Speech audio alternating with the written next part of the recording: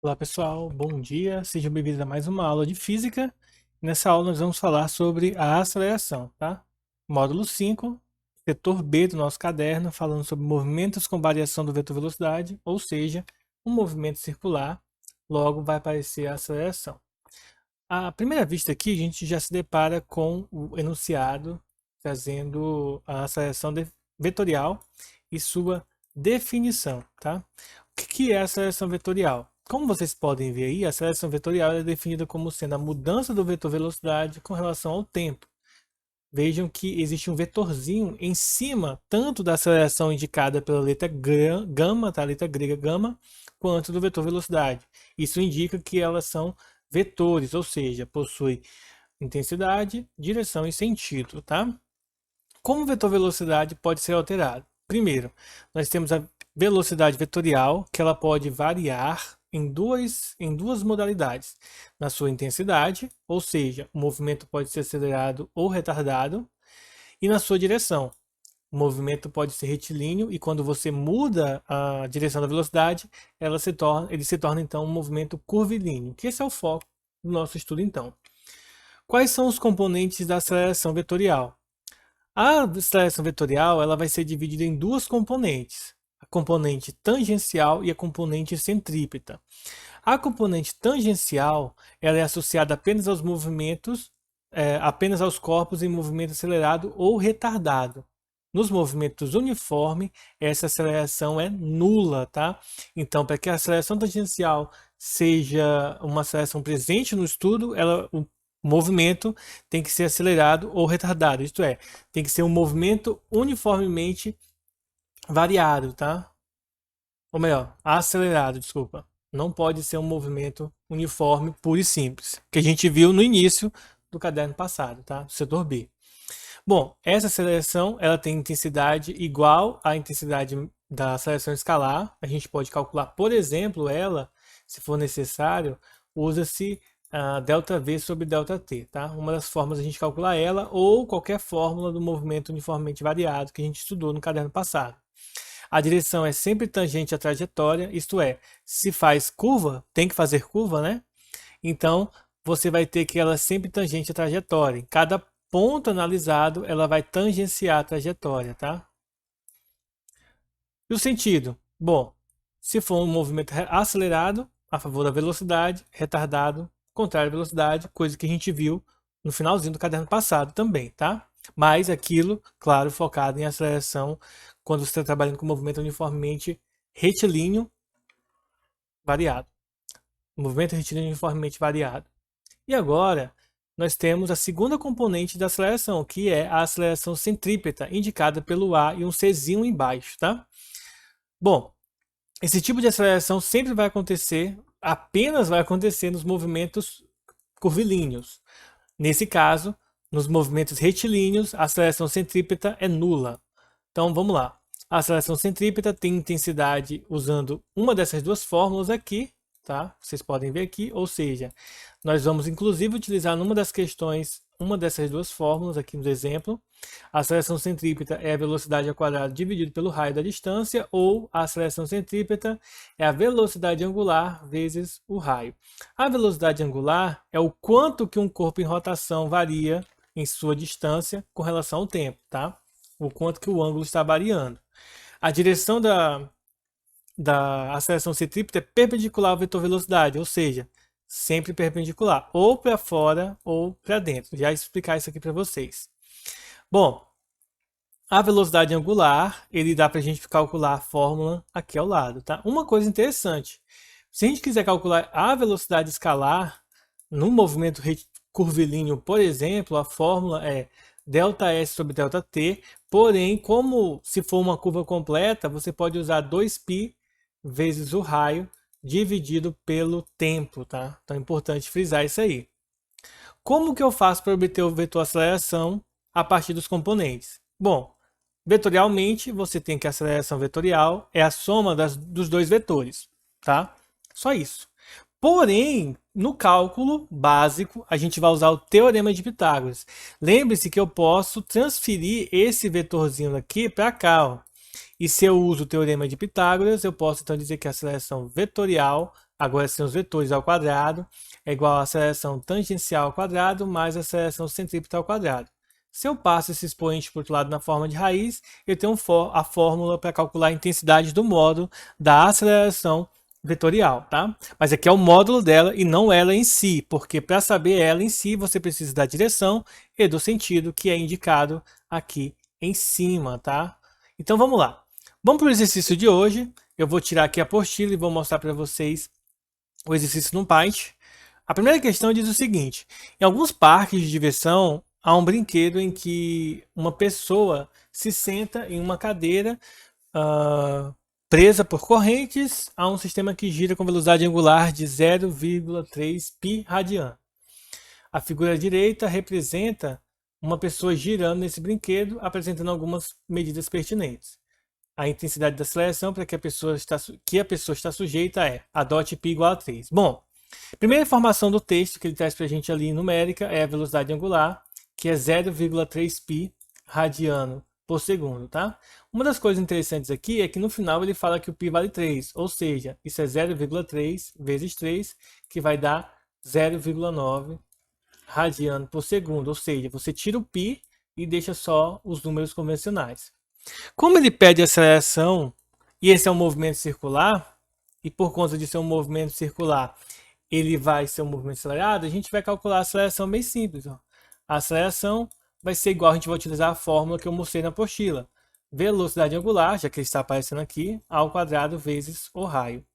Porém, o raio não é 3 metros. Eu preciso descobrir o raio que é isso aqui tudo. Ó. Eu sei que essa parte aqui é 3 metros, eu preciso descobrir essa aqui. Como que eu faço? Eu vou usar o cosseno de 60. Cosseno de 60 graus é igual a cateto adjacente, cateto adjacente, que é o x, sobre a hipotenusa, que é o 6. Ora, quanto que vale o cosseno de 60? O cosseno de 60 é meio, tá? Caso vocês nunca lembrem, vocês podem fazer o seguinte, ó.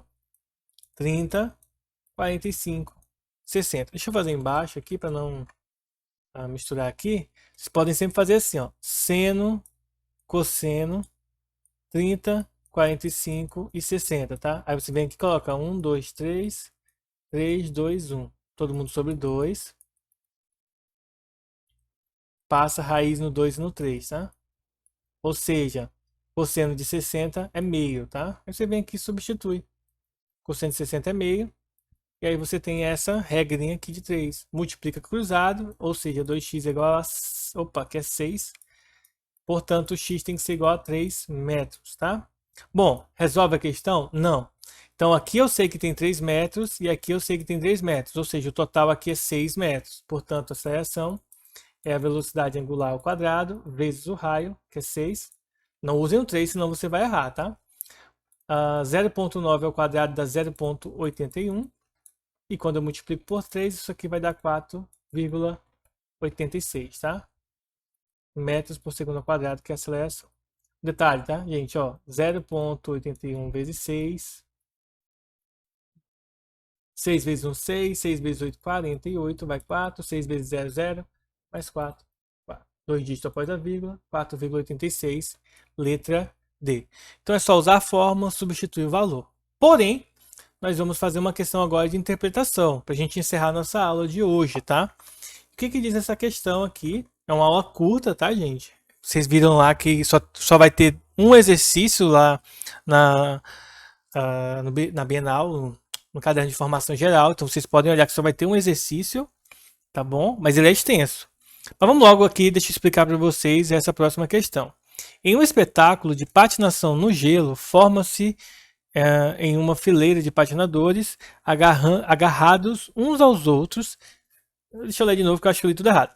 Em um espetáculo de patinação no gelo, forma-se uma fileira de patinadores que, agarrados uns aos outros, giram em torno do centro O com velocidade angular constante. Ou seja, aquele Wzinho, né? Ele é constante aqui, conforme indica o esquema. Considerando os patinadores A e B, com relação às suas acelerações centrípetas, tá? Lembrem-se, olha só, a aceleração centrípeta ela é igual à velocidade angular vezes o raio, certo? Ele quer saber em relação ao patinador A e o patinador B. Essa velocidade é a mesma para todo mundo, certo? Tanto para o A quanto para o B. Porém, o raio muda, certo? O raio de A, o raio que é essa distância daqui para cá, é maior do que o raio do carinha B. Ou seja, a aceleração centrípeta do carinha A vai ter que ser maior do que a aceleração centrípeta do carinha B. Portanto, a alternativa correta é a letra 2 aqui, tá? A indicação 2 em algarismos romanos. Por quê? Porque como o raio dele é maior, a aceleração dele vai ser maior, tá? Por isso que, nesse contexto, a gente precisa ficar atento aí nessa aceleração. Que a gente é levado a crer que vai ser igual porque a velocidade angular é constante, mas não porque também depende do raio. Então, quanto maior o raio, maior vai ser a aceleração centrípeta, tá? Quem está mais na ponta está acelerando muito mais, tá bom? Então, pessoal, só para a gente encerrar, eu queria mostrar algo para vocês ainda. Não saiam ainda, deixa eu só mostrar um esqueminha aqui, que é o seguinte: quando a gente está estudando esse tipo de movimento, vocês vão perceber que vai aparecer muitas questões com, como é que eu posso dizer? Com fórmulas distintas, tá bom? Eu vou mostrar aqui um mapa mental de física sobre o movimento circular, que muitas vezes a gente pode acabar tendo que utilizar, tá? Então, deixa eu diminuir um pouco mais ele aqui, que eu acho que agora vai caber na tela. Então, eu vou ter que diminuir mais. Deixar aqui assim. Então é o seguinte, ó. Nós temos no movimento circular o estudo da posição, o estudo da velocidade e da aceleração. No estudo da posição, nós geralmente queremos saber do ângulo. Então é o quanto que o ângulo varia. O ângulo é indicado geralmente pela letra θ ou pela letra φ, tá? Indicado assim, mas pode ser indicado por qualquer letra, então depende muito do enunciado da questão e depende muito do livro, tá? Do autor. Nós podemos calcular o comprimento do arco de circunferência, ou seja, esse tamanho aqui utilizando o ângulo vezes o raio da circunferência. O raio é esse pedacinho aqui. E simplesmente multiplica, você tem um comprimento de quanto o veículo, o corpo, se locomoveu, tá? No estudo da velocidade, a gente divide em duas etapas, a linear e a angular. A velocidade linear é aquela velocidade com que o veículo, né, com que o corpo trafega em linha reta. Seria basicamente a velocidade indicada por essa fórmulazinha aqui. Velocidade linear é a velocidade angular vezes o raio. Mas pronto, como que eu faço para calcular a velocidade linear se eu não tenho a angular? Bem simples. A velocidade angular é o quanto o ângulo está variando conforme você vai se locomovendo com o tempo.